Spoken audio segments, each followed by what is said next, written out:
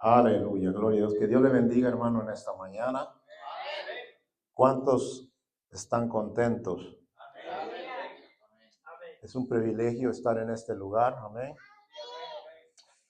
Yo siempre digo que nosotros en este país y en los países latinoamericanos tenemos un privilegio muy grande de poder reunirnos en un lugar con toda libertad sin que nadie nos venga y nos perturbe. En otros lugares, hermano, la iglesia no se puede reunir así. Tienen que buscar lugares escondidos para reunirse y adorar al Señor porque son perseguidos. Pero nosotros no tenemos ninguna restricción en este lugar. Nosotros podemos levantar nuestra voz, adorar al Señor, gritarle al Señor, aplaudirle al Señor con toda libertad y nadie viene y nos calla. Así que debemos de aprovechar esa libertad que tenemos en este lugar. Amén. Bueno, como el pastor dijo, nosotros, mi nombre es Julio Samayoa, venimos de Oklahoma City. Me acompaña mi hermano Dani también, de la misma iglesia. La iglesia se llama Iglesia Betel. Está localizada en la ciudad de Oklahoma City. Es un privilegio poder estar acá. Muy contento de poder compartir la palabra del Señor con ustedes. Y creemos que Dios tiene sus tiempos y Dios hace las cosas como Él quiere. Escuchando las alabanzas que estaban cantando nuestros hermanos, me vino a la mente, ¿no?, que la única razón por la cual nosotros como pueblo de Dios nos reunimos en un lugar es para vernos nosotros, ¿verdad que no?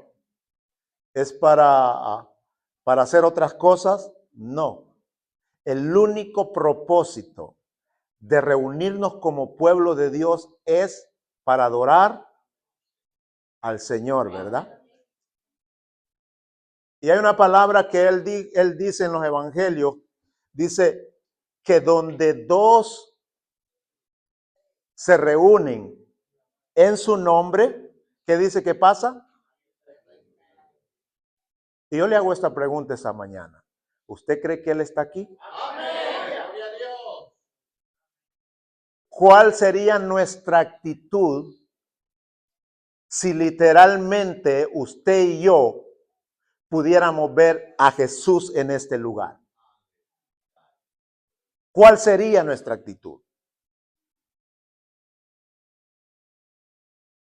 ¿Qué haríamos?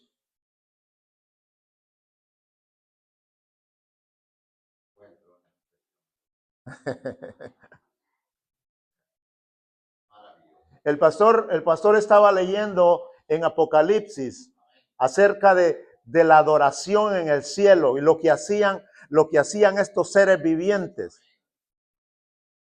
Y la actitud que ellos tenían cuando estos seres vivientes decían santo, santo, dice que habían cuatro ancianos, ¿verdad?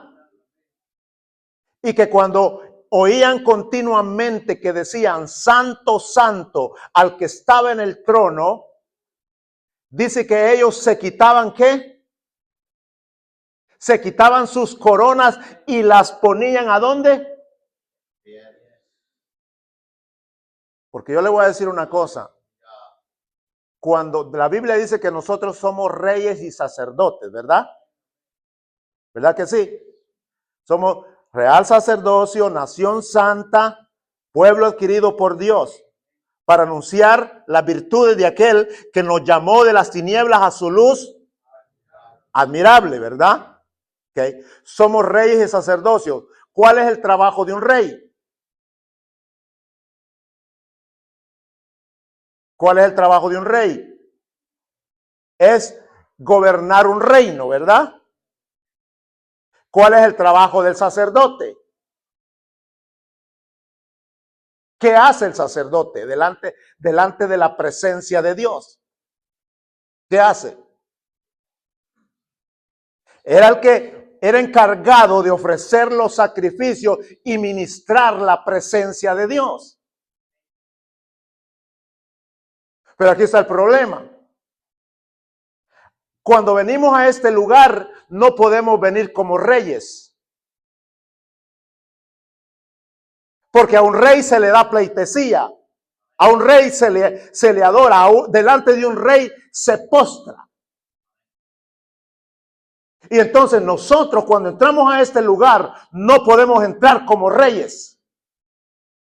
Porque entonces sería al revés la situación. Nosotros recibiríamos la adoración, la honra y todo lo que se le da a un rey. Cuando todos nosotros nos reunimos y entramos acá para adorar al Señor, entramos como sacerdotes para ministrar la presencia de Él. Es la administración, lo que nosotros le damos como sacerdocio a Él, hace que la presencia de Dios se manifieste en el lugar donde se le honra y donde se le ministra. Cuando los sacerdotes, aleluya, ministraban y ofrecían el sacrificio delante de Él, la Biblia dice que fuego descendía del cielo y consumía el sacrificio. ¿Verdad? Entonces, ¿cuál sería nuestra actitud correcta cuando venimos a este lugar?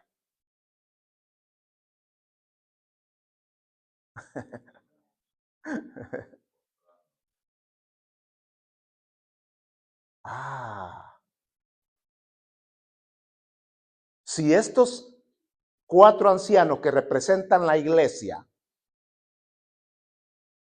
dice que se quitaban, una corona es algo muy valioso, ¿verdad? Pero cuando ellos se encontraban delante del que estaba sentado en el trono, a ellos no les importaba el valor que tenía su corona y lo que hacían era quitársela y ponerla a los pies de él. Y esa debería de ser nuestra actitud cuando venimos delante de Dios. Yo dije al principio, la Biblia dice que donde 2 o 3 se reúnen en su nombre, allí está Él. Físicamente no lo vemos acá, pero Él está aquí. Y si como sabedores que Él está aquí, sabiendo que Él está aquí, entonces nosotros deberíamos de venir con una actitud como la que tenía el sacerdote en el antiguo tiempo, para ministrar su presencia, para ofrecerle sacrificio. Pablo dice en la carta de los Romanos capítulo 1, dice 12:1, dice, así que hermanos, os ruego por la misericordia de Dios que presentéis vuestro cuerpo en sacrificio vivo, santo, agradable a Dios, que es vuestro culto. ¿Se da cuenta? Aleluya. Y nosotros, a veces por nuestra actitud, a veces nos perdemos de poder recibir y experimentar la presencia de Dios en nuestras vidas cuando nos reunimos como pueblo. ¿Cuántos hemos sentido la presencia del Señor alguna vez aquí? ¿Cuántos? ¿Qué pasa cuando sentimos la presencia de Dios? ¿Qué pasa? ¿Ah? Si yo le pregunto aquí al joven, ¿qué es lo que tú has sentido cuando has sentido esa presencia de veras en tu vida? ¿Qué es lo que has sentido? A veces no podemos soportar esa presencia y lo que hacemos es llorar. Algunos temblamos, otros caen al piso. Porque la presencia de Dios es tan fuerte y cuando la presencia de Dios nos toca, nos libera Él nos da paz, nos da gozo. Y cuando salimos de este lugar, cuando pasamos esos momentos tan maravillosos, hermano, ya no nos sentimos igual que como estábamos. ¿Estamos de acuerdo? Ya no. Hay algo que pasó dentro de nosotros. Podemos venir cargados, cansados, afligidos con tanta cosa cuando llegamos a la iglesia. Pero cuando nos rendimos a Él como sacerdotes para ministrar su presencia y la presencia de Dios nos ministra, nosotros ya no somos iguales. No salimos iguales. Sentimos algo que pasó dentro de nosotros y es algo que no podemos explicar muchas veces. ¿Por qué? La Biblia dice que el gozo del Señor es ¿qué? Nuestra fortaleza. Salmos 16 dice al último versículo dice que en su presencia hay plenitud de gozo. O sea, cuando entramos a este lugar, aleluya, si Él está aquí, si su presencia está aquí, si su presencia nos ministra, aleluya, quiere decir, aleluya, que si en su presencia hay plenitud de gozo, aún nuestro semblante, nuestro rostro tiene que cambiar. Gloria a Dios, aleluya. Amén. Amén.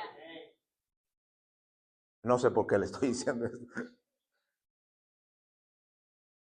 Amén. Porque debemos de aprender, pueblo de Dios, debemos de aprender que cuando nos reunimos acá, debemos de quitarnos el traje, debemos de quitarnos el nombre, debemos de quitarnos la posición económica que tengamos, la posición social que tengamos, debemos de despojarnos de todo, aleluya, y decirle al Señor, aquí estamos desnudos delante de ti, aquí estamos tal y como somos delante de ti, aleluya, porque tú eres el único grande, tú eres el único maravilloso, tú eres el único que se merece la adoración, la alabanza, la gloria, aleluya. Y cuando hacemos eso, hermano, cuando nos despojamos de todo eso, entonces cosas maravillosas suceden en medio del pueblo. David era un rey. Pero dice la Biblia que cuando ellos estaban transportando el arca del pacto hacia Jerusalén, porque había sido capturada el arca, dice la Biblia que a David no le importó que él era un rey. Y dice que se quitó sus vestiduras reales, aleluya, y se quedó en vestiduras viles. No quiere decir que se quedó desnudo, no. Se quedó con su ropa que traía debajo de su vestido real, aleluya, porque el vestido real a él era la señal o era de que él era un rey. Pero como él entendió que delante de la presencia de Dios no existe otro rey, porque él dice que él es el rey de reyes y señor de señores, él se quitó su vestidura y dice que danzó delante de él.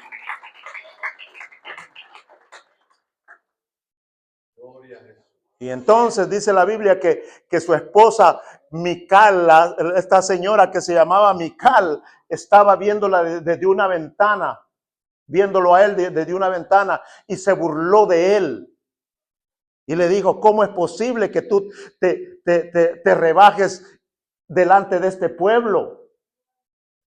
Pero hay una palabra maravillosa que porque David entendía quién era Dios, cómo se debía de comportar delante de su presencia. Y él le dijo, a mí no me importa. Delante de él, si es posible, yo me voy a hacer lo más vil. ¿Por qué? Porque él conocía a Dios. Él sabía de dónde Dios lo había sacado. David no era nadie, no era nada. David estaba ya olvidado en las montañas pastoreando a unas cabras que su padre tenía. Pero sin embargo, Dios conocía el corazón de David. Y Dios lo llamó detrás de los rebaños de su padre. Y lo ungió como rey. Y a David nunca se le olvidó eso. como a usted y a mí, nunca se nos debe de olvidar de dónde Dios nos ha sacado.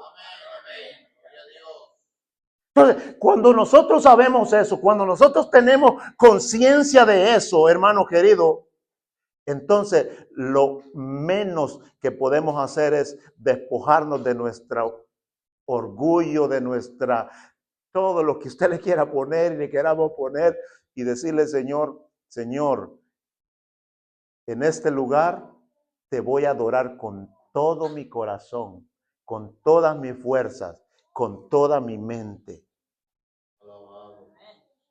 Amén. Así que ese es si entramos aquí muchas veces como reyes, quitémonos la vestidura y quitémonos la corona. Y rindámonos, y lo único que tenemos que hacer es rendirnos delante de la presencia de Él. Amén. Amén. Yo sé que todos tenemos diferentes expresiones. Todos venimos quizás de países diferentes y hemos crecido en culturas diferentes y quizás la forma de adorar en algunos otros lugares quizás es diferente. Eso lo entendemos. Pero una cosa que debemos de tener en común y saber es que como pueblo de Dios, aleluya, el motivo de reunirnos aquí en este lugar o en una iglesia es únicamente para alabar, glorificar y exaltar al nombre de nuestro Señor Jesucristo. Si el venir como pueblo de Dios, Él no se presentara y Él no estaría en una reunión como esta, dígame, ¿para qué nos reunimos? ¿Verdad que no tiene sentido? Porque si Jesús desaparece de nuestras reuniones, si Jesús desaparece de nuestros cultos, de todo lo que hacemos, en vano está lo que hacemos. Porque Él es la columna. Él es la piedra angular.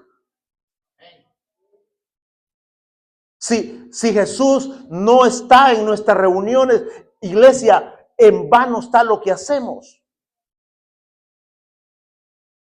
Porque el motivo de nosotros como pueblo de Dios reunirnos en un lugar como esto, cantarle, aplaudirle, darle gloria, todo eso que hacemos, hermano, es con el único propósito, sabiendo que Él es el que está en medio nuestro y al quien adoramos con todo nuestro corazón.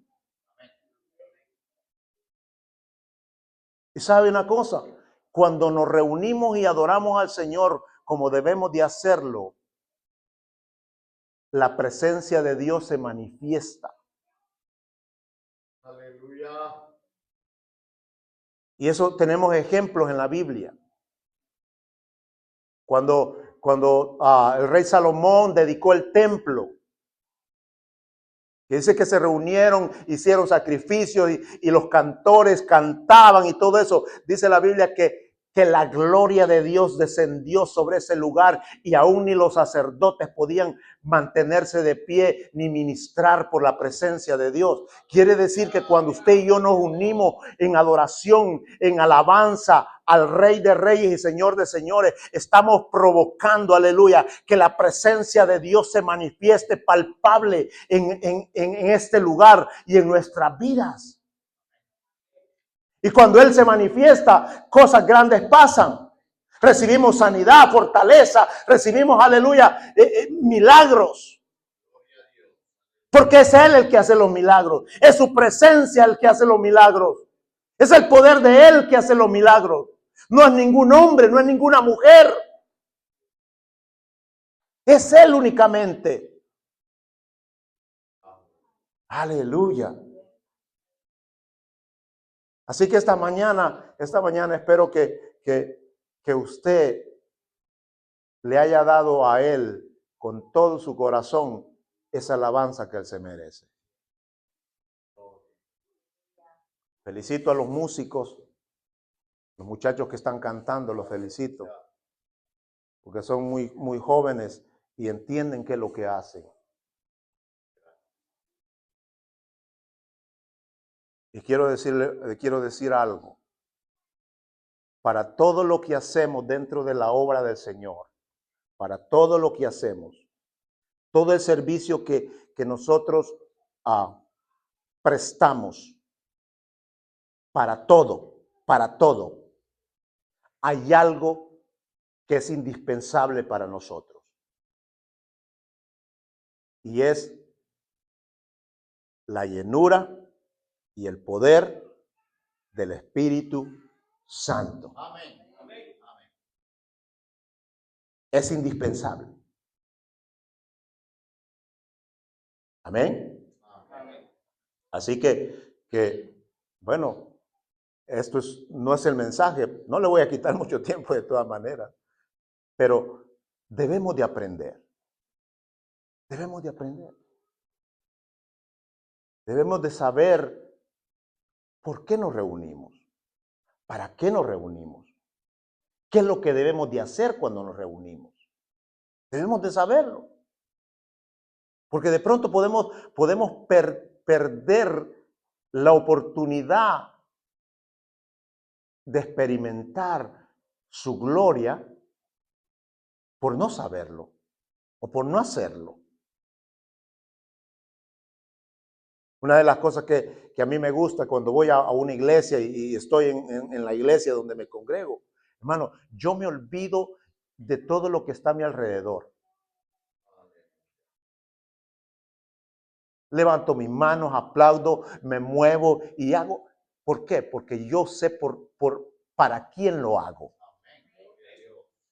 Y a mí no me perturba que alguien me esté viendo y que diga, ese parece un loco, parece aquí. A mí no me perturba eso. Porque yo sé para quién lo hago. Y sé qué es lo que recibo cuando lo hago. A veces todos tenemos momentos tan difíciles que venimos a la iglesia ya con los pies arrastrando. ¿Alguien le ha pasado eso aquí? Porque si a nadie le ha pasado eso aquí, yo soy un poco extraño o algo, ¿sabes? Pero a veces yo he llegado a la iglesia que ya no puedo. Y entonces lo menos que puedo hacer, Señor, aquí estoy, tú sabes cómo vengo, cómo me siento. Levanto mis manos, Señor, aunque no tenga fuerza, aunque no hay esa habilidad o esa fuerza para hacerlo, Señor, pero tú sabes que lo estoy haciendo porque yo sé quién eres tú. Y sabe una cosa, cuando salgo totalmente renovado, cambiado, alegre, con gozo. ¿Por qué? Porque donde la presencia de Dios se mueve y se manifiesta, hermano, créame que hasta la cara de limón se nos quita. Bueno, aquí no hay caras de limón, ¿no? Yo lo veo que todos sonríen y todo.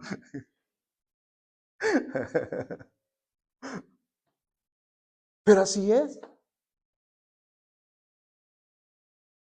Para que usted y yo experimentemos el gozo, hermano, debemos de estar en la presencia de Dios.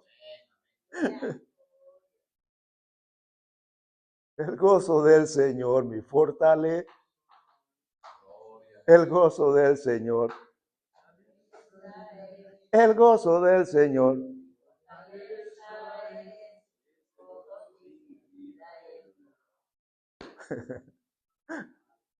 Aleluya. Así que, hermano querido, iglesia querida, el grupo de alabanza es un medio que Dios usa para dirigir al pueblo a meterse en adoración y alabanza. No espere que por lo que ellos hagan, usted va a sentir la presencia de Dios. No. Ellos son nada más un grupo que está dirigiendo, pero depende de usted y depende de usted y depende de todos los que estamos acá a este lado, es que experimentemos esa presencia y la presencia de Dios se manifiesta. ¿Ven? Porque muchas veces lo que hacemos es nada más estar viendo a ver si el hermano cómo toca, cómo canta, si se perdió, si desafinó. A veces eso es lo que estamos haciendo. En vez de cerrar nuestros ojos y decir, Señor, te voy a dar con todo, aleluya. Y cuando hacemos eso no escuchamos el desafino, no escuchamos absolutamente nada. Escuchamos todo en armonía. Porque luego, no, ese canto no me gustó. Ese no lo debía haber cantado el hermano ahora en la mañana. ¿Para qué escogió ese? Si en ese yo no siento la presencia de Dios. Si no es para qué, no es para ti, es para Dios.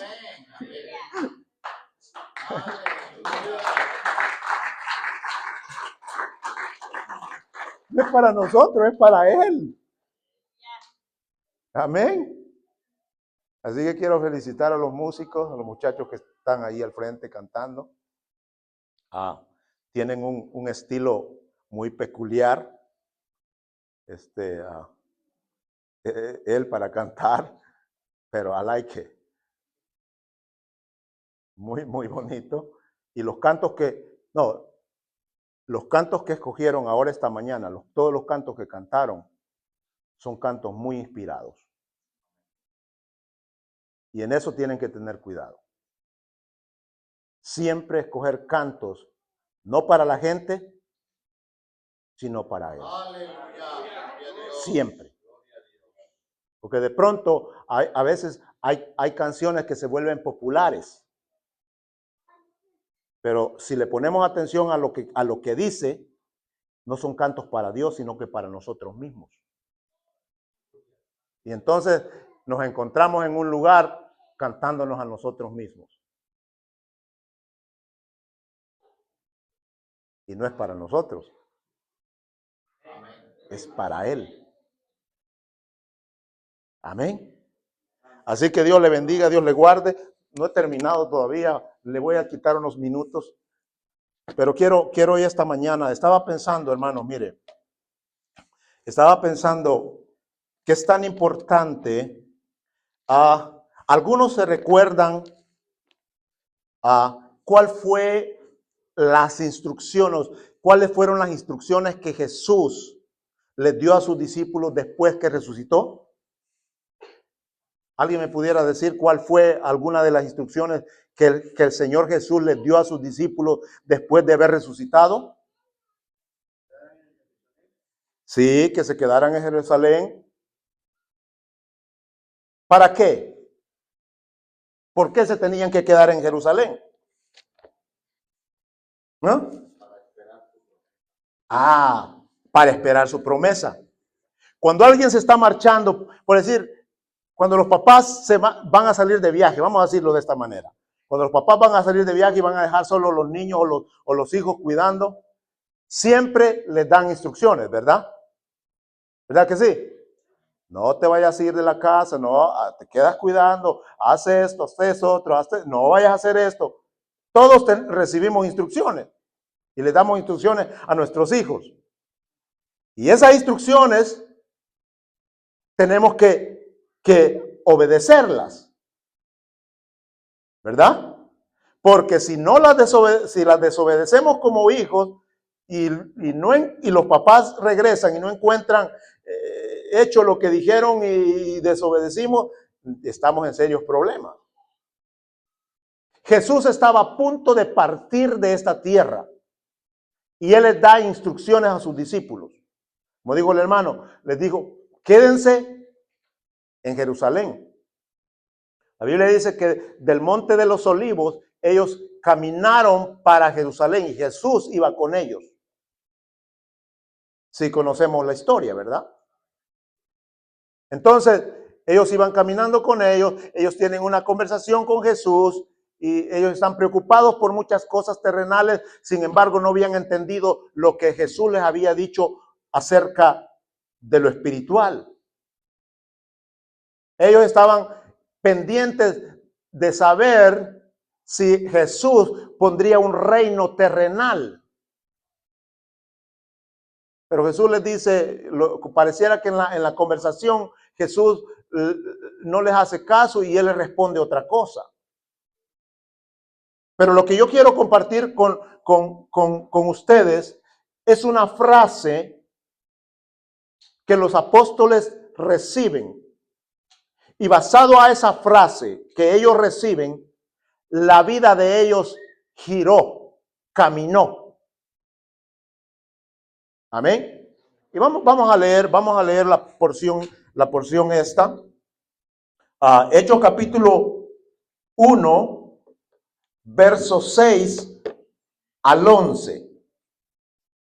Aleluya. Pastor, ¿a qué horas termina el servicio? Usualmente, ¿a qué horas termina el servicio?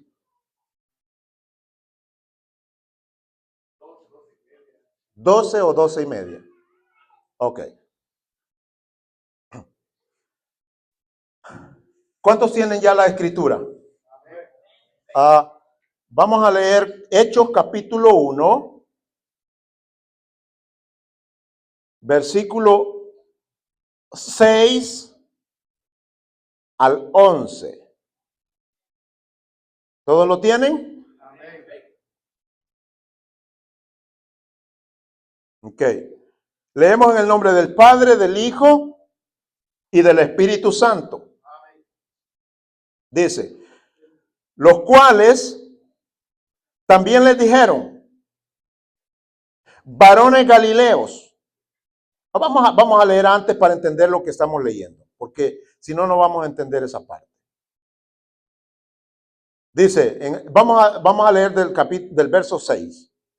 Dice, entonces los que habían reunido le preguntaron, diciendo, Señor, ¿restaurarás el reino de Israel en este tiempo? Él les dijo, no os toca a vosotros saber los tiempos o las sazones que el Padre puso en su sola potestad. Pero le dice esto, pero recibiréis ¿qué? ¿Cuándo qué? ¿Quién? Y después de haber recibido eso, ¿qué dice?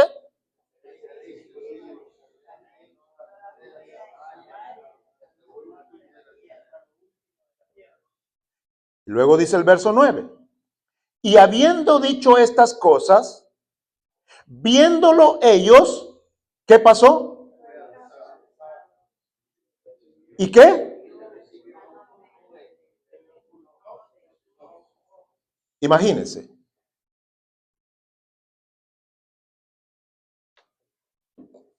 El Señor puede sentarse. El Señor va con ellos, va hablando con ellos, y de repente el Señor empieza a levantarse delante de ellos.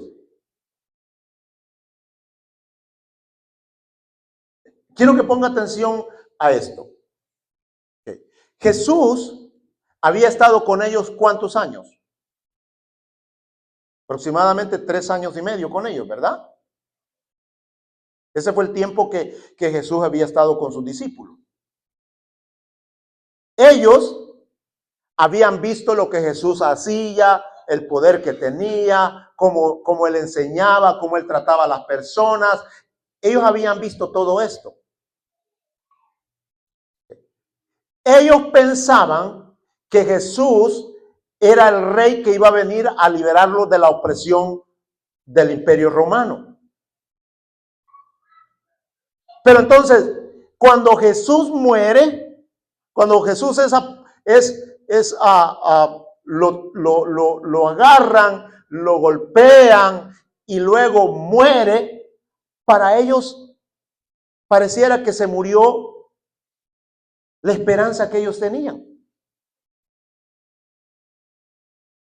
Y entonces ellos tuvieron una decepción, porque usted sabe y se ha leído, usted sabe que dice que todos se dispersaron.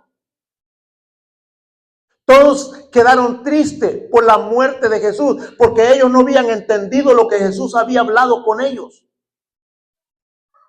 Él ya les había declarado que él iba a morir, pero que al tercer día él iba a resucitar. Pero cuando eso sucede, los apóstoles, los discípulos se entristecen y cada uno agarra por su lado. ¿Por qué? Porque ellos habían puesto la esperanza en Jesús como un rey terrenal que iba a librarlos de la opresión de los romanos. Y entonces se llevan una decepción, una tristeza, y dicen, bueno, se acabó nuestro sueño. Posteriormente, a los 3 días de ver el muerto, dice la Biblia, que unas mujeres temprano, muy de madrugada, reúnen a unas especies, unos ungüentos para ir a la tumba de Jesús. Y se encuentra que cuando llegan a la tumba de Jesús, Jesús no está ahí. ¿Estamos? Y la Biblia dice que se les aparecieron 2 varones, ¿verdad? Y les dijeron, bueno, pero ustedes ¿qué hacen aquí buscando al que está vivo entre los muertos? Aleluya.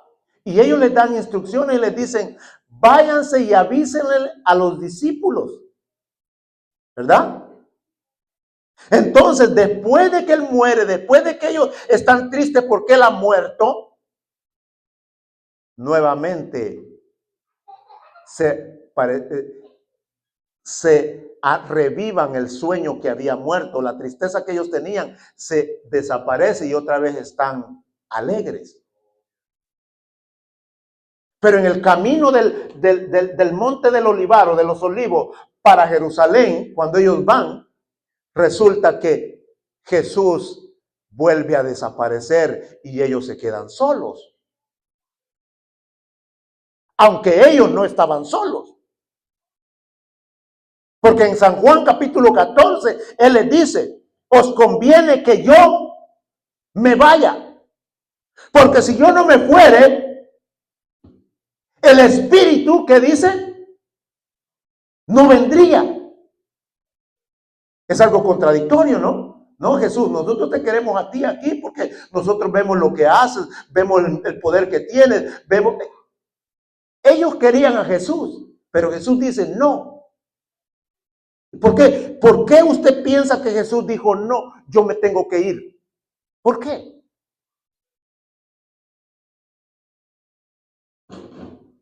Porque Jesús, estando aquí en la tierra, era un hombre como usted y como yo, era un humano como todos los humanos. Y él no era omnisciente, porque era humano. Entonces él dice, me conviene que yo me vaya, yo, Jesús, humano, para que venga el Consolador. ¿Quién es el Consolador? El Espíritu Santo. Y el Espíritu Santo es omnisciente. Jesús no podía estar a la vez en un lugar y en otro a la vez, aunque él lo podía hacer como Dios. Pero como él estaba en un cuerpo humano, en el tiempo que él anduvo, él tuvo que caminar millas y millas para moverse de un lugar a otro lugar. Pero el Espíritu Santo ya no iba a pasar lo mismo con el Espíritu Santo que iba a venir. Porque el Espíritu Santo iba a venir a morar. ¿A dónde? ¿Ah? ¿A dónde, mi hermano? ¿A dónde iba a morar el Espíritu Santo? Iba a estar en nosotros y con nosotros. O sea que el Espíritu Santo en este momento está aquí, está allí en su corazón, está aquí, pero también está en todo el mundo. Donde se reúne la iglesia para adorarle, allí Él está, porque Él es omnisciente y omnipresente. Pero entonces Jesús dice que empieza a ascender. Y en la presencia de ellos están viendo que Jesús se está levantando. Se está yendo. Imagínense. Jesús, ya nos diste un buen susto cuando te mataron y pensamos que ya no te íbamos a volver a ver y ahora otra vez nos estás dejando. Y dice que ellos poniendo la mirada en Jesús que se estaba levantando, estaban así cuando dice que se aparecieron a ellos, ¿quién? ¿Y qué es lo que les dijeron? Varones Galileos, ¿qué hacéis mirando? Y esta es la palabra que yo le quiero dejar. Porque basado a lo que los ángeles le dijeron a los discípulos, cambió la vida de ellos y la forma de vivir como hijos de Dios. Cambió. ¿Cuál fue la frase que ellos dijeron? A este mismo, ¿qué dice? A este mismo Jesús que ha sido tomado de vosotros, ¿qué dice? Así vendrá como le habéis visto. Así vendrá como le habéis visto ir. Y eso cambió en la mente y en el corazón de ellos la forma de ver las cosas. De ahí para allá ellos se van a Jerusalén, se reúnen en el aposento alto, pasan ¿cuántos días? Esperando la promesa. A ver, todos los que leen Biblia, ¿cuántos días? ¿Cuántos? 10 días. 40 y 10, ¿qué es? ¿Qué es 50? Hermano, si sabe. 10 días esperando la promesa. Pero la Biblia dice que allí habían como ¿cuántas personas? Al principio. ¿Cuántos? ¿Como cuántos? No, 120 recibieron. Pero al principio dice la Biblia que había como 500 personas. Pero al final, cuando el Espíritu Santo desciende sobre ellos en el aposento alto, ya no eran 500, ya se habían ido 380. Y solo habían 120 que recibieron la promesa del Espíritu Santo. Y usted conoce la historia después de ahí. Los hombres que habían sido cobardes, que habían negado a Jesús, que se habían alejado de Él. Y ¿qué es lo que pasó con ellos? ¿Cuál fue el cambio que hubo en ellos?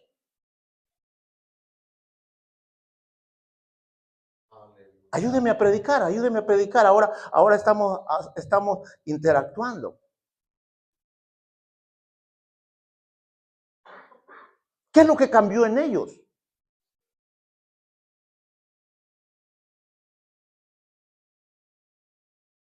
Se volvieron valientes, no tuvieron miedo y empezaron a hacer lo que Jesús les dijo que tenían que hacer. Leímos, ¿no? 1:8. Y recibiréis ¿qué? Cuando haya venido ¿quién? Y después de eso, ¿qué pasaría?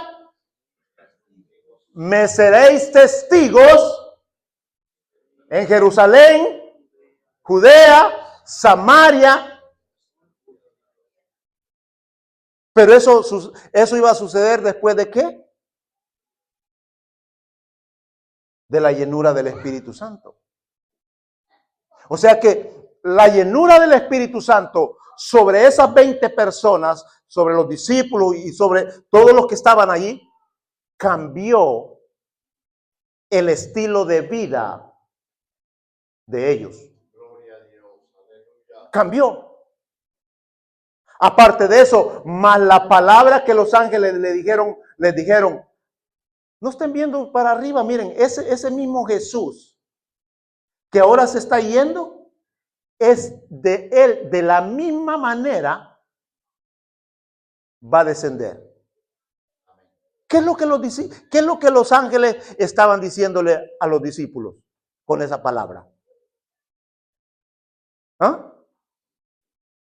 Lo mismo que usted y yo sabemos.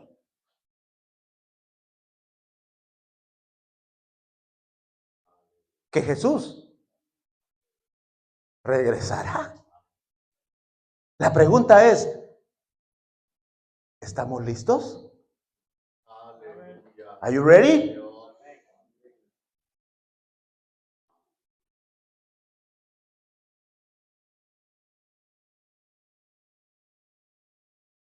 Porque él ha prometido regresar.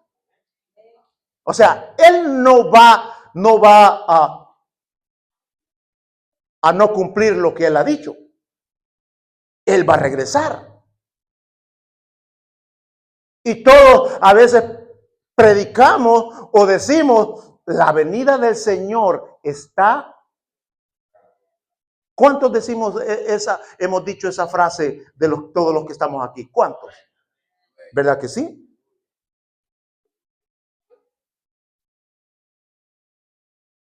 Sabemos que Él va a regresar. ¿Cuándo? El día, usted y yo no lo sabemos. Pero sabemos que Él ha prometido regresar. Pero antes de que Él regrese, Él nos ha dado un trabajo que hacer. ¿Cuál es el trabajo que Él nos ha dejado que hacer? ¿Cuál?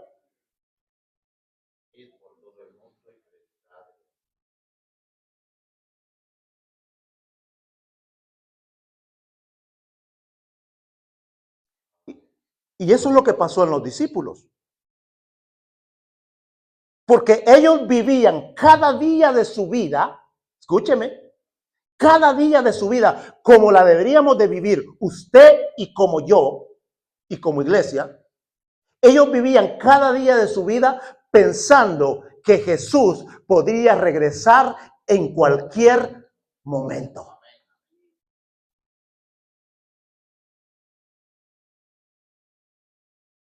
Por eso usted encuentra que después del derramamiento del Espíritu Santo sobre ellos, aleluya, usted ve que ellos jamás vuelven a tener temor de hablar de Jesús. Porque a ellos no les importaba. No les importaba que los golpearan, que los amenazaran, no les importaba absolutamente nada, porque ellos decían, no puedo dejar de hacer lo que Él me ha mandado, porque Él regresará en cualquier momento. Y la iglesia de este tiempo debería de vivir de la misma manera que ellos vivían, pensando que Jesús podía regresar en cualquier momento.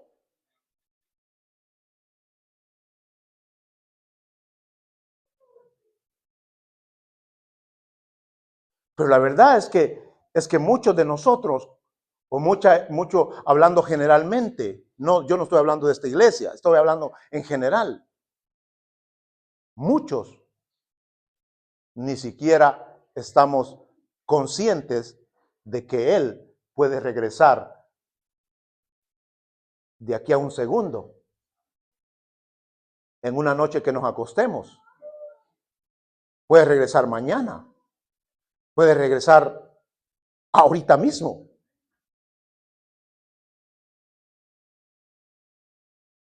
Y entonces estamos despreocupados y no estamos haciendo lo que Él nos ha ordenado que tenemos que hacer. Usted y yo como iglesia tenemos una misión.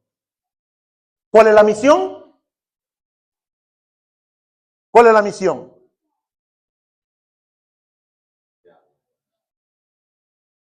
¿Mm? ¿Cuál es la misión?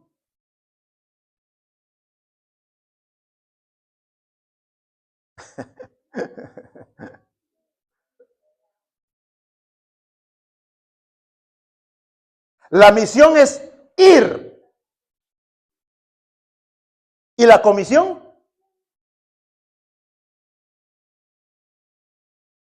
¿Qué dijo? Anunciar, enseñar. Y de hacer discípulos a todas, ¿qué? Enseñándoles, ¿qué?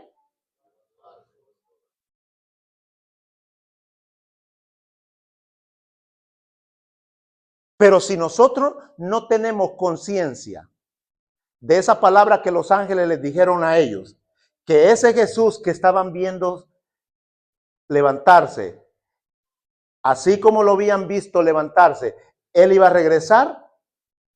Si no tenemos conciencia de esa palabra, hermano, créame que nosotros viviremos una vida como cristianos despreocupados de nuestra propia vida como cristianos y de obedecer y anunciar lo que Él, para lo que Él nos ha llamado. Los hermanos estaban cantando, somos el pueblo de Dios, ¿verdad? ¿Qué sigue? ¿Qué sigue? Llamados, ¿qué? Las virtudes de aquel que nos llamó a qué. Hasta lo cantamos.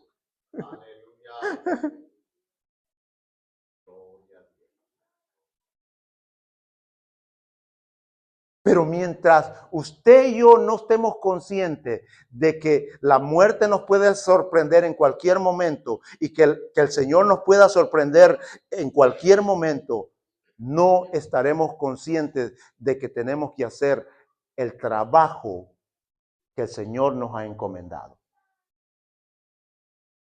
Los discípulos eran hombres cobardes, miedosos. Pero después de que ellos recibieron el poder del Espíritu Santo, la vida de ellos les cambió y ellos trabajaron, caminaron, hicieron basado a esa palabra. El Señor regresará en cualquier momento. En cualquier momento. Y entonces, ellos dice la Biblia que anunciaban ¿a quién? Su mensaje no fue psicología, su mensaje no fue motivacional, su mensaje, el centro del mensaje de los apóstoles, de los discípulos, después de haber recibido el bautismo del Espíritu Santo, fue cristocéntrico. Ellos no hablaban de otra cosa, sino de Cristo. No hablaban de otra cosa. Por eso cuando Pedro se para delante de la gente que estaba burlándose de ellos y que les digo que ellos estaban, ¿cómo les dijeron? Estaban borrachos. Oye, estos están borrachos. Y él dijo, no. Todos nosotros, todos los que estamos aquí no estamos borrachos. Es el cumplimiento de una profecía en el libro de Joel. Y entonces él se para y aprovecha, aleluya, para soltar un mensaje y hablar de ese Jesús, el cual ellos conocían, habían visto que había sido muerto, pero también habían visto que había resucitado.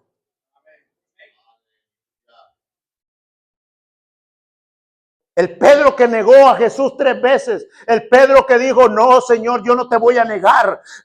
Yo voy a poner mi vida, si es posible, yo doy mi vida por ti, aleluya. Ese Pedro que a las primeras de cambio salió corriendo y dijo, yo no conozco a ese hombre, aleluya. Ahora se levanta en medio de una gran multitud y dice, a ese Jesús que ustedes mataron.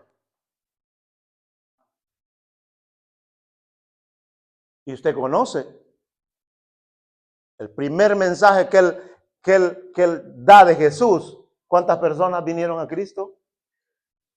3,000 personas. Pero ¿cuál fue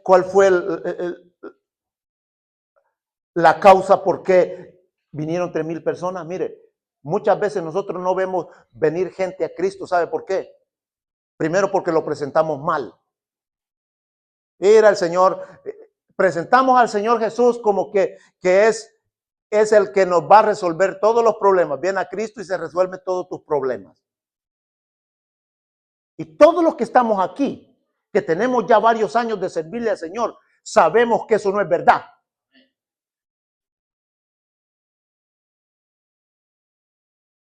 Yo cuando acepté a Cristo fue cuando más problemas tuve.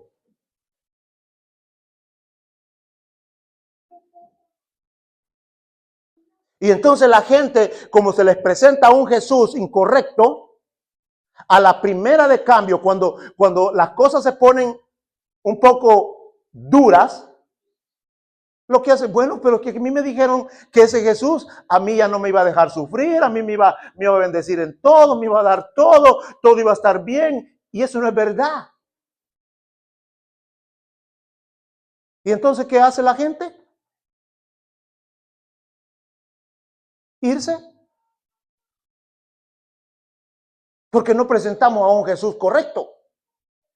Si Él ha prometido estar con nosotros, si Él ha prometido ayudarnos, si Él ha prometido escucharnos.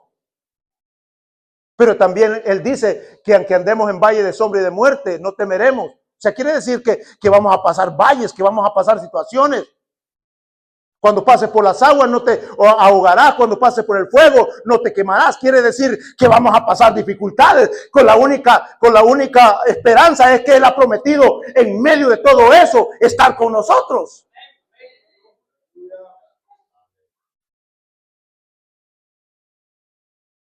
Y entonces usted ve la vida de estos hombres transformada, cambiada. Porque a ellos ya no les importaba aún ni morir. Porque ellos creían que a ese Jesús que habían visto irse, en cualquier momento Él iba a regresar.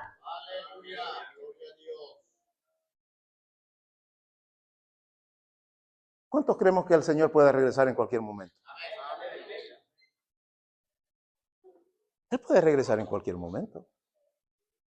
Ahora la pregunta es, ¿usted cree que usted califica para irse? ¿O yo califico para irme?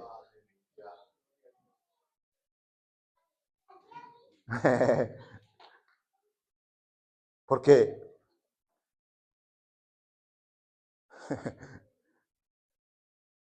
la Biblia dice que los que no perdonan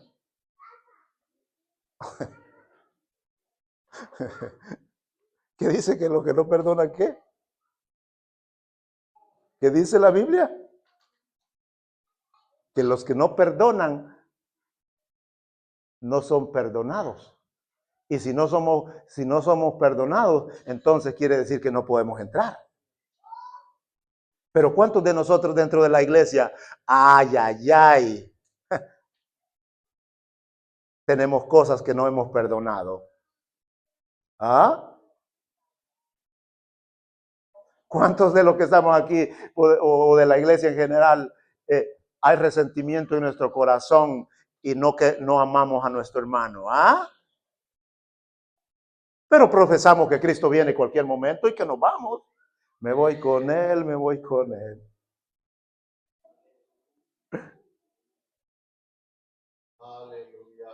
¿Verdad que esa frase de que el que se iba a venir como se había ido, nos pone a pensar y a meditar cómo vivimos?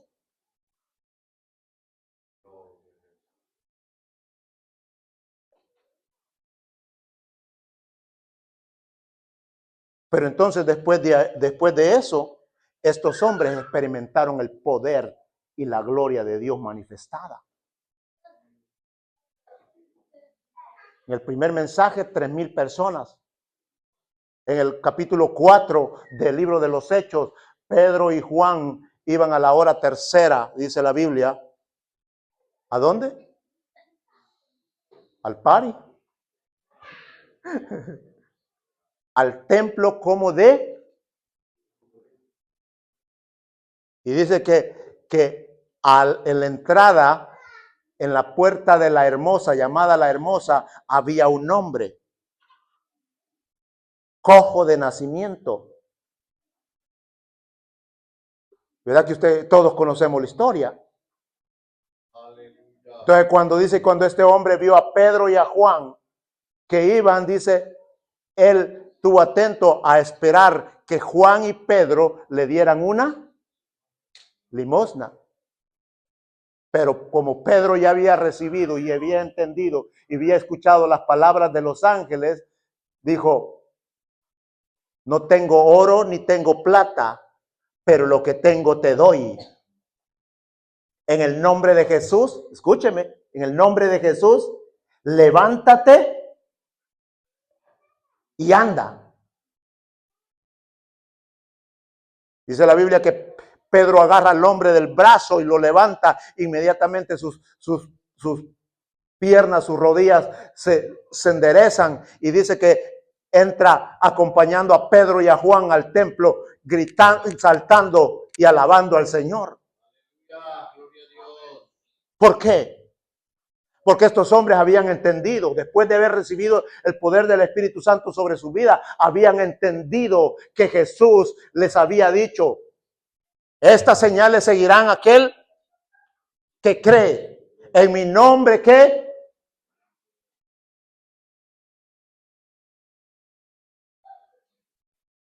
Ellos sabían que ese era el trabajo que ellos tenían que hacer.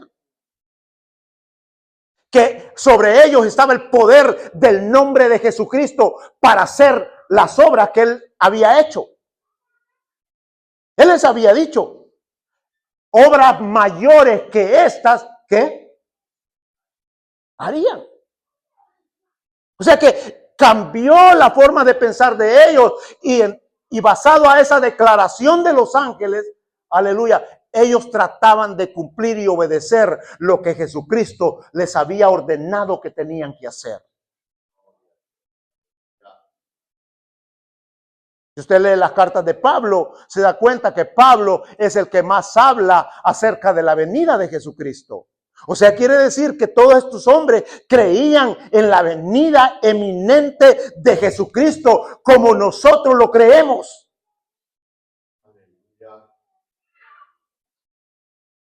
Porque Él vendrá en cualquier momento.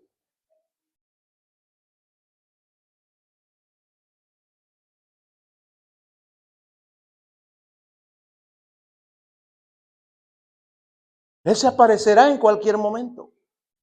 Todo lo que estamos viendo que está aconteciendo a nivel mundial, hermano, son señales de que la venida del Señor está pronto.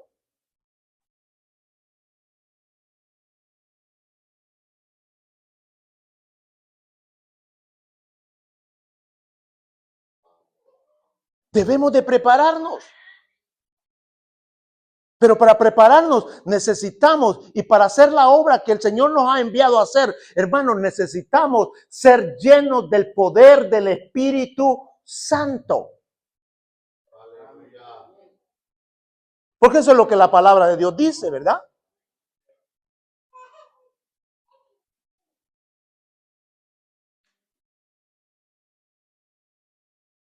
Yo quiero dejarle hoy esta mañana en su mente la frase que los ángeles le dijeron a sus discípulos. Ese Jesús que se está viendo que se está yendo, de la misma manera que lo estás viendo que se está yendo, de la misma manera va a descender. El problema es que no sabían cuándo iba a ser. Ellos no sabían eso. Como usted y yo no sabemos cuándo exactamente. Sí, estamos viendo señales que iban a suceder antes de su venida. Sí las estamos viendo.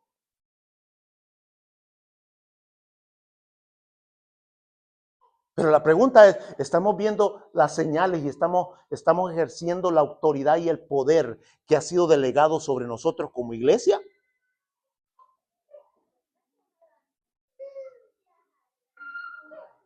Porque para Dios no hay limitaciones. Dios tiene poder para hacer todas las cosas. Y sabe, le voy a dar una buena noticia.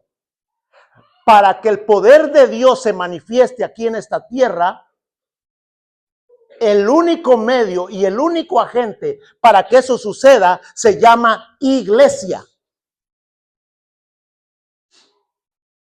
O sea, quiere decir que para que eso se manifieste es a través, Dios haciendo, pero a través de su iglesia. Porque su iglesia es la representante de Él aquí en la tierra. Aquí en la tierra no hay nadie más que los represente a Él.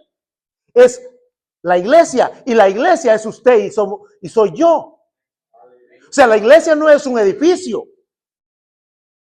La iglesia es un cuerpo.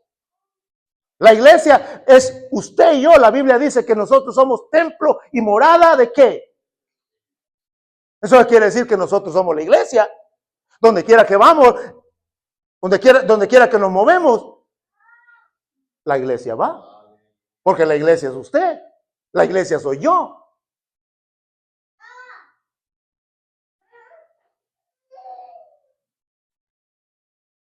Y Él únicamente a quien puede, quien legalmente tiene la facultad y la autoridad de operar en lo sobrenatural aquí en la tierra, es su iglesia.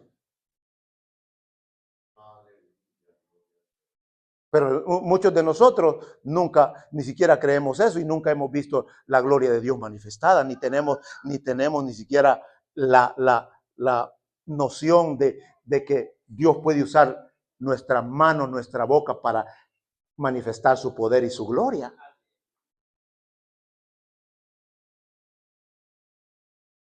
¿Cuántos de los que estamos aquí, cuando han visto una persona enferma, que está bien enferma y que no puede moverse, o lo ve que usted que ha sentido ese deseo de ir y decirle, ¿sabes qué? ¿Me permites orar por ti? ¿Cuántos lo hemos hecho? Gloria a Dios. Eso es creer en lo que portamos. Eso es creer en lo que Dios nos ha dado y lo que Dios ha dicho que podemos hacer en su nombre. Pero muchos no nos atrevemos. ¿Por qué? Porque no creemos que en nosotros está el poder del Señor para poder orar en un enfermo y ellos reciban una sanidad.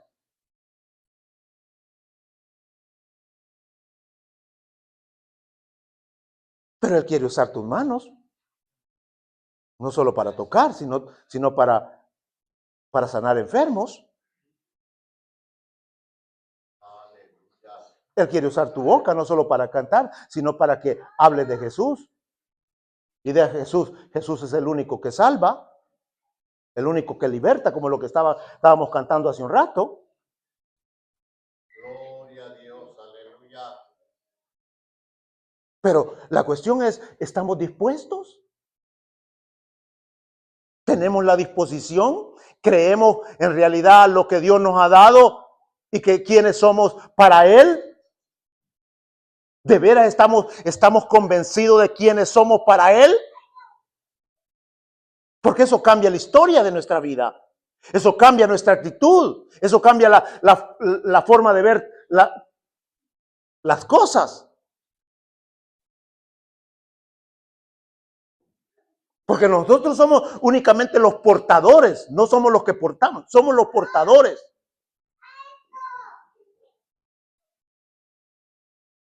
La gloria es de Él, el poder es de Él, el que hace los milagros es de Él, pero es a través de vasos que Él usa aquí en la tierra. Es de la forma que Él lo hace. Yo le hago una pregunta, ¿usted desea ser usado por Dios? ¿Cuántos aquí deseamos ser usados por Dios? Aleluya.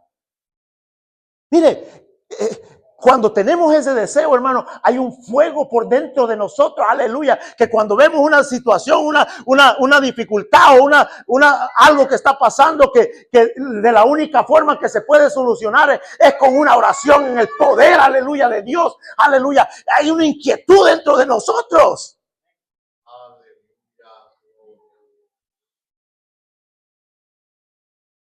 ¿Cuántos sentimos compasión de ver la gente sufrir a veces? ¿Cuántos?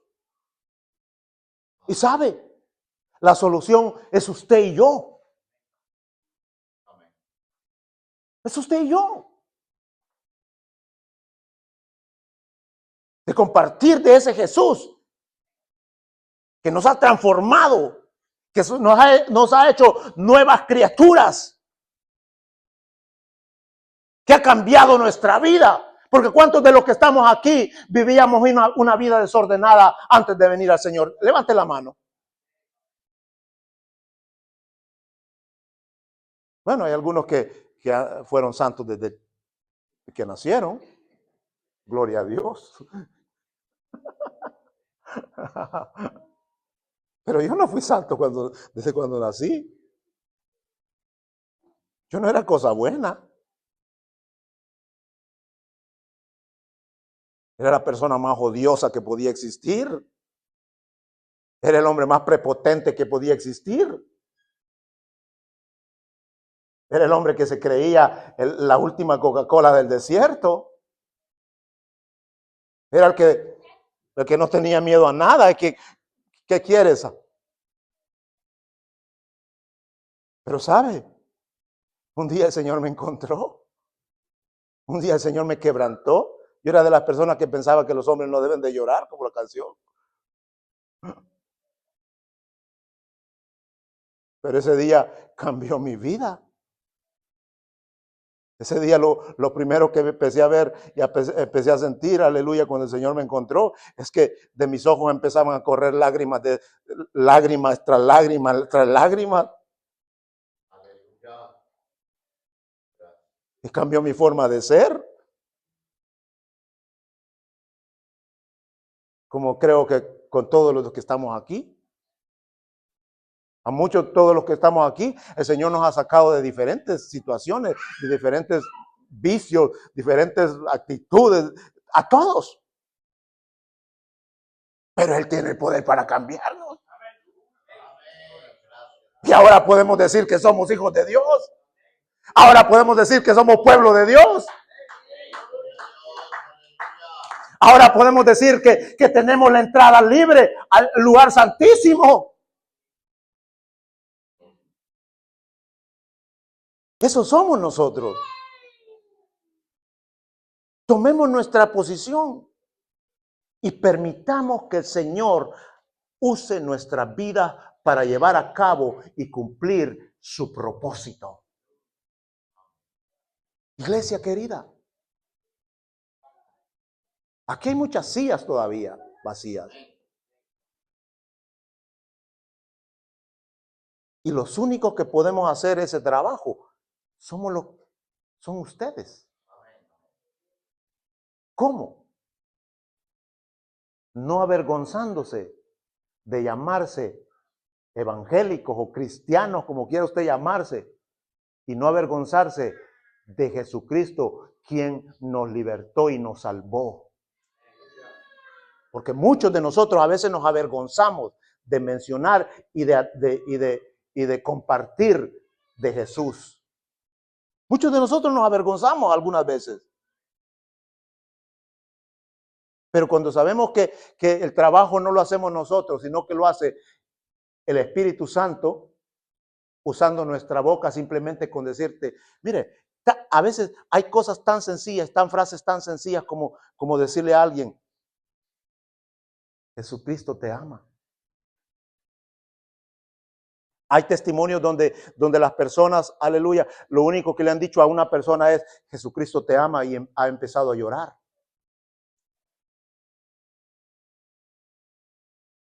El Señor nos ha llamado a hacer eso.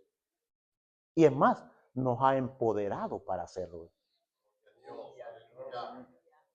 Porque debemos de creer, hermano, iglesia, debemos de creer, aleluya, que usted y yo no somos evangélicos o cristianos de segunda mano, somos de primera calidad. Gloria a Dios. Veámonos en la posición que Él nos ha dado. Porque de eso depende nuestro desarrollo como hijos de Dios. Cuando nosotros entendemos, aleluya, nuestra posición, la posición que el Señor nos ha dado, hermano, créame que a veces, mire, a veces, hermano, nosotros nos sentimos tan insignificantes delante de otra gente. por su posición social o económica. Pero déjeme decirle, aleluya, que eso no debería de ser así, porque, aleluya, delante de Dios no hay nadie, aleluya, que esté fuera del Señor, aunque tenga dinero, tenga lo que tenga, aleluya, que tenga más valor que usted y que yo, que hemos sido comprados y lavados con la sangre de Jesucristo. No hay nadie que tenga más valor que nosotros, pues, delante de Él.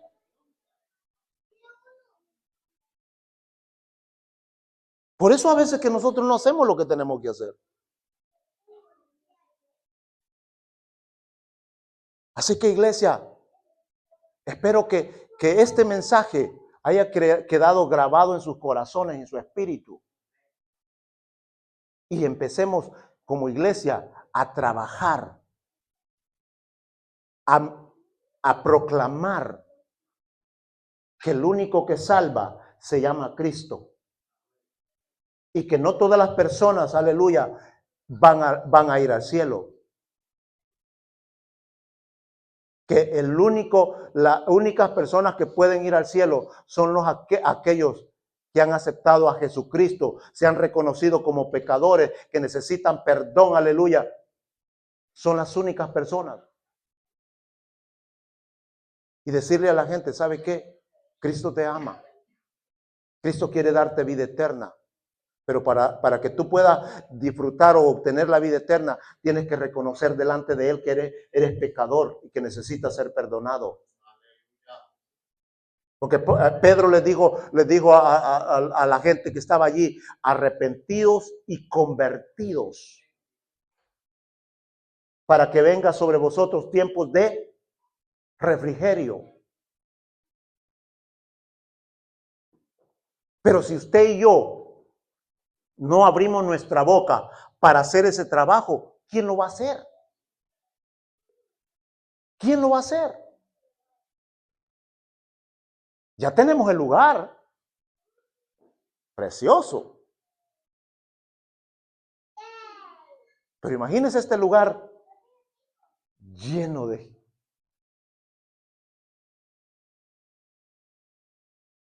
Visualice eso. Y los únicos que pueden hacer eso somos nosotros. Son ustedes. Amén. ¿Cuánto le dan gloria al Señor? Amén. Aleluya, aleluya.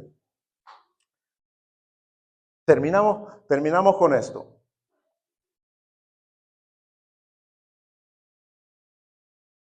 Cuando entendemos lo que portamos, lo que Dios nos ha dado, hermano, las cosas cambian. Y sabe, estamos expuestos a ver el poder de Dios manifestarse. Lea el libro de Hechos. Los apóstoles experimentaron milagros, prodigios tras prodigios, solamente porque ellos entendieron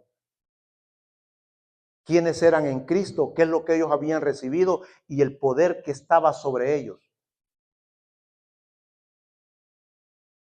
Ángeles sacándolos de las cárceles.